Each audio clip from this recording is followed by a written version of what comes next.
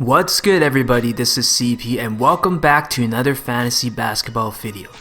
Today I'm going to talk about a few of the most improved players in the NBA this season. Overall, I think everyone on this list has very high upside and there's great potential for their fantasy value to continue to go up for the next 2 to 4 years. In long-term leagues, it might be a good time to buy now or trade for these players before it's too late. So let's not waste any more time and Jalen Brown of the Boston Celtics is quickly establishing himself as one of the most promising young stars in the NBA. He has steadily improved in each of his past 5 NBA seasons, and the Celtics guard has taken his game to an elite level this season. Statistically, we're seeing improvements across the board along with new career highs in points, triples, assists, and blocks.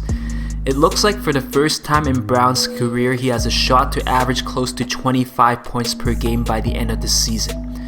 At only 24, I don't think Brown has fully reached his potential yet. And as players around him like Kemba Walker and Marcus Smart continues to get older, I think there will be more opportunities for Brown to put up even better numbers.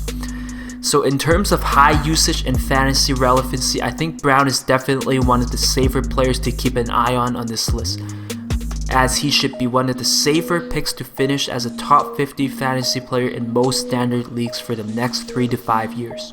Zach LaVine of the Chicago Bulls is another exciting guard to consider buying and holding for the next few years. In his 7th NBA season, we're seeing LaVine average career highs in points, assists, rebounds, and triples. On top of that, he's averaging a career best in field goal percentage and 3-point percentage. So far this season, only 9 fantasy players are averaging more than 28 points a game, so this puts LaVine in rather elite fantasy category.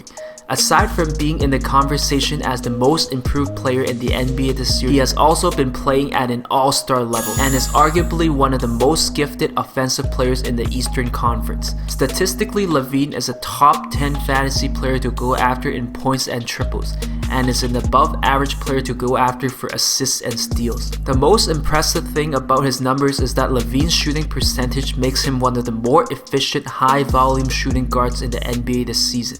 Moving forward, I think LaVine will continue to be an elite fantasy scorer for the next 2 to 3 years. In most standard category leagues, LaVine has the ability to remain a top 20 to top 25 player next season and be one of the top 3 shooting guards to go after in fantasy basketball. Overall, I think LaVine's ability to be a high impact fantasy player should be there for the next 3 to 4 seasons. So if you're looking for a shooting guard who can give you around 25 points a night and be a positive player in points, triples, assists, and steals, LaVine might be a very good player to build around.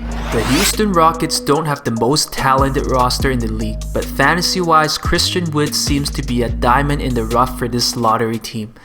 I don't really like to pump my own tires, but in the preseason video I chose Wood as a potential breakout player, and he seems to be proving me right so far. Despite his problems with injuries this season, Wood is averaging a career high in points, rebounds, assists, and blocks. And when healthy, he has comfortably been a top 30 fantasy player in most standard 9 category leagues. The few things that makes Wood a very special fantasy player is that he's one of the few power forwards that can hit at a good rate from 3, at around 39%. At the same time, he can give you around 2 triples and over 1.5 blocks per game. Aside from that, he is almost a lock to give you double digits in rebounds and points, and is one of the safest walking double-doubles on the Houston Rockets roster. Last offseason, Houston committed big money on Wood, and as they are still trying to recover from the Daryl Morey era, it doesn't seem like Houston will have too much talent coming in to compete with Wood for minutes for the next few seasons. With that in mind, if Wood can stay healthy, I wouldn't be surprised to see him average over 20 points, 10 rebounds, over 2 triples, 1.5 blocks, and comfortably be a top 30 fantasy player for the next 2 to 3 seasons. Out of everyone on this list, Jeremy Grant of the Detroit Pistons might be one of the biggest surprises this year. He is arguably one of the front runners to take home the Most Improved Player award, and production-wise, we have seen astronomical growth in his fantasy numbers.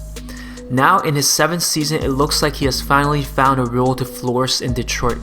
He is almost doubling his points per game from 12 points last season to around 24. At the same time, Grant has been an above average player in points, triples, blocks, and free throw percentage. As of right now, only 22 players are averaging more points than Grant per game, making him one of the more underrated non-big name scoring options to go after. His usage has also been one of the highest in the league, as much of the Pistons offense is run through him. Moving forward, we should expect a lot more of that. As of now, the Pistons don't really have another legit ball dominant player to take away his usage or shots. At the same time, Detroit is not an ideal free agent destination, so I have a hard time seeing too many high impact fantasy players signing there. Grant is also a versatile scorer who has significantly improved his 3-point shot, averaging over 2 triples per game for the first time in his career. At the same time, he's also a huge positive influencer at the charity stripe, heading to the line almost 7 times a game and hitting at around 87%. This makes him a rather valuable fantasy player to target in points and scoring focused leagues. Moving forward, I think Grant should be a decent high scoring, high usage player with top 60 to top 50 upside for the next few seasons. Julius Randle is another fantasy player who's having a career season averaging around 22 points, 11 rebounds, and 6 assists per game. He is also averaging around 1.8 triples and 1 steal per game, making him one of the most well-rounded power forwards to roster in fantasy basketball this season. He has arguably become the centerpiece of the New York Knicks and their surprising run this year. I had my concerns with Randle and expected him to regress for much of this year, but with more than half the season gone, I think we have seen enough consistency with Randle's production. And at this point, I'm rather convinced that Randle can be a legit top 40 to top 45 fantasy player to finish off this season. Granted that the Knicks don't make any major roster moves, I think Randle will continue to excel under Tom Thibodeau's system in New York for the next few years. Compared to other fantasy power forwards, Randle's numbers are quite versatile considering how he's able to give you above average numbers in 6 of the major fantasy categories. At the same time, he is not a bad shooter and won't kill you with any of his shooting percentages, especially at the line. To me, the most impressive stat is his ability to average around 6 assists per game. So if you put together your team the right way, then having Randle is like having an extra point guard on your roster. Overall, I think Randle is in the best fantasy situation of his career. So if the Knicks can't attract any big name free agents in the next few seasons, I will have a hard time seeing his fantasy value significantly drop off in the next few years.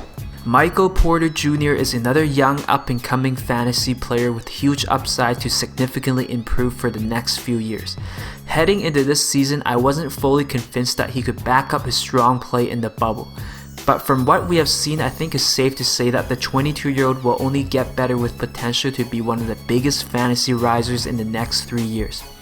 He is currently averaging around 16 points along with 7.5 rebounds, and has shown the ability to put up big offensive numbers when he's hot. So I think it's only a matter of time before he averages over 20 points a game and become an elite fantasy scorer. For the rest of this season, if all goes well, I don't think Michael Porter Jr. has any issues finishing as a top 50 to top 60 fantasy player in most standard leagues.